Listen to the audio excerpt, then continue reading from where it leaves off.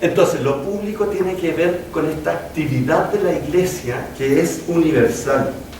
¿Y por qué algo pasa a ser universal en la iglesia?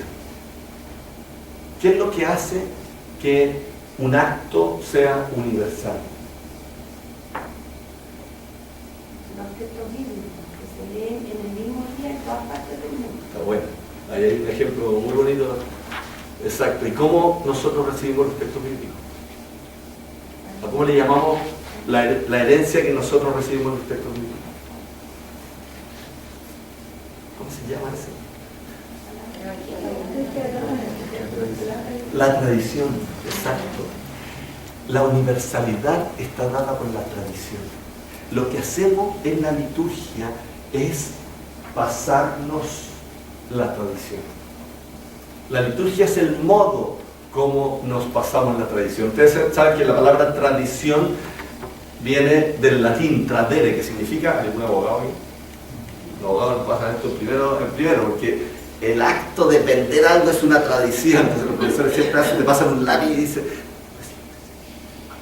se realizó la tradición. Porque el otro recibió. La tradición es la entrega de algo a otro. En la liturgia nosotros nos entregamos y nos recibimos lo que viene de atrás. Esa es la universalidad de la iglesia, que nosotros no inventamos lo que estamos celebrando, nosotros lo recibimos y nosotros lo entregamos. Es una apuesta. Entonces la riqueza de la liturgia tiene que ver con la aposta, tiene que ver con que yo recibo algo que es valiosísimo, que quiero pasarme a otro. Esa es la liturgia. Por eso en un acto, en la oración comunitaria, este aspecto no existe, o no tiene por qué existir. Puede existir, pero no tiene por qué existir. Entonces yo puedo inventar un signo en la liturgia, en la oración comunitaria. No sé, pues el signo, todos nos vamos a sacar el zapato. Y ahora cada uno va a agarrar el pie izquierdo del zapato del otro y va a empezar a caminar juntos. Todos van a la liturgia, la oración comunitaria, todos caminando con la mano. Y después cerramos la oración. Eso fue muy bonito y un signo realmente elocuente, pero no tiene que ver con la tradición de la iglesia. En cambio, en la liturgia, lo que buscamos es entregar lo que hemos recibido. Por lo tanto, como ustedes muy bien dicen, tenemos una cierta estructura. Porque esa estructura nos permite la universalidad de entregar lo que hemos recibido. En ese sentido, si la oración del final de una reunión de comunidad que incluye el Padre Nuestro y las peticiones que cada uno hace, eso sería liturgia. Porque está instaurado aquí, todos modelos de afirmación, hemos puesto de acuerdo, o estoy interpretando erróneamente la definición. No, O sea, lo que hacemos muchas veces en los consejos, el envío a los que se eligieron. Y venimos y todos entendemos la más. ¿Eso es liturgia o es una oración que es privada de nosotros y no universal?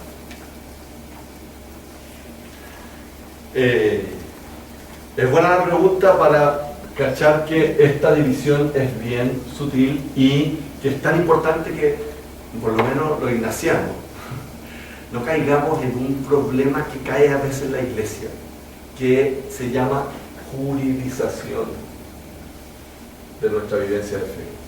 A veces tenemos el riesgo, y a veces los liturgos, y a veces los canonistas, y a veces los curas, y a veces los laicos también, empezamos a querer estructurar esto bien, para que yo diga qué es lo público y qué es lo privado, que no nos vayamos a pasar, esto es público, esto es privado, entonces esto estamos transmitiéndolo en la iglesia.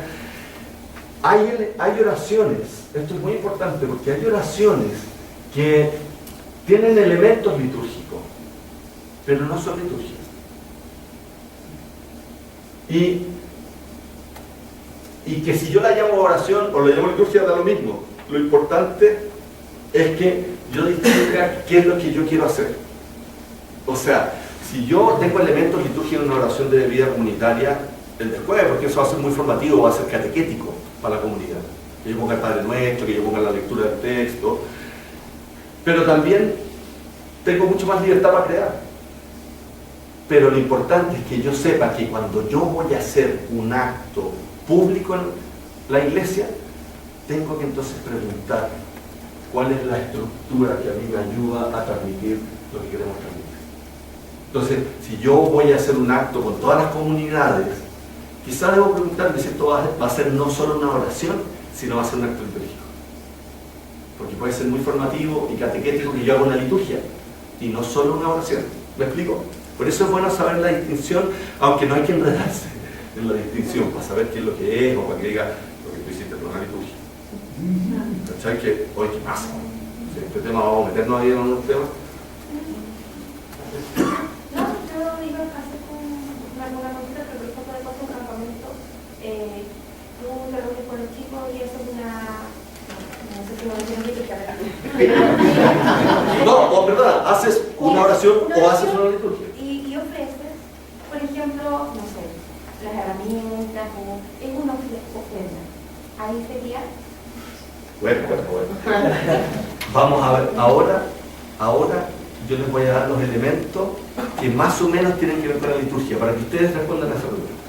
¿Ya? Eso es justamente el sentido, es de Puerto, entonces como el palo. Justamente es lo que quiero. No, quiero darle entonces, déjame terminar esta idea antes de pasar los elementos. La primera idea entonces es que la liturgia es universal y pública. Y tiene otro elemento que hace que una oración sea oración y no liturgia, o una liturgia sea liturgia y no una acto privado. Tiene que ver con el ministro. En la iglesia nosotros creemos en los distintos carismas. Nosotros creemos que el Espíritu actúa en todos nosotros de diversa manera. Y que hay algunos que son pie, otros que son mano, otros que son cabeza, otros que son pecho. Y todos tenemos valor en la iglesia. El Concilio Vaticano II nos ha dicho, somos iguales.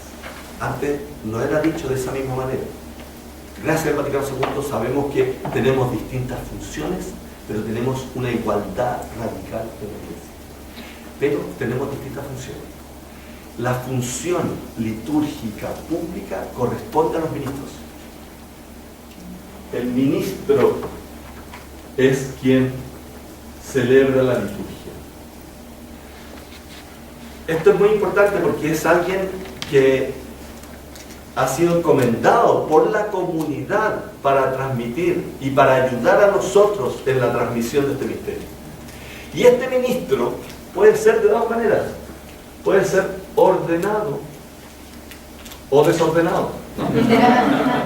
Puede ser ordenado o instituido.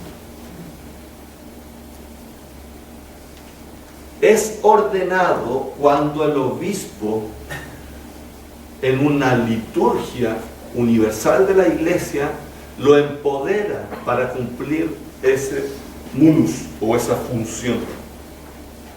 Ese empoderamiento tiene que ver con los sacerdotes, tiene que ver con los diáconos.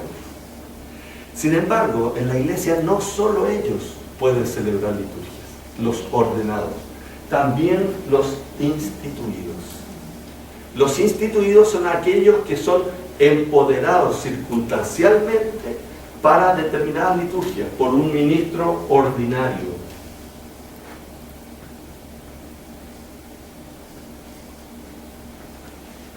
El ministro instituido suele ser extraordinario. No se dedica a eso, es un laico, no se dedica a eso como hay ministros que nos dedicamos a eso. Sin embargo, la liturgia puede ser celebrada por un ministro instituido. La institución puede ser formal, como un párroco que nombra en Chiloé un fiscal, o nombra en su parroquia a un lector, o a alguien encargado de la liturgia, permanentemente, porque ahí no llega la liturgia. O cuando Javier le dice a la Rosita, celébrate la liturgia de comunión en el campamento. Hay una institución. Si la Rosita dijera, vamos a jugar una pichanga, todos jugando fútbol, y la Rosita dijera, oye, celebrar una liturgia, nosotros, pero que nosotros que somos más especiales. Y la Rosita se va al lado y celebra una liturgia con solo sus amiguitos. Sería complicado. porque no hay un ministro instituido, sería válida la liturgia. Lo que quiero decir en el ejemplo un poco extremo es que es importante saber que podemos celebrar liturgia, laicos y ministros, pero que es parte de la función de la Iglesia, de los ordenados y de los instituidos.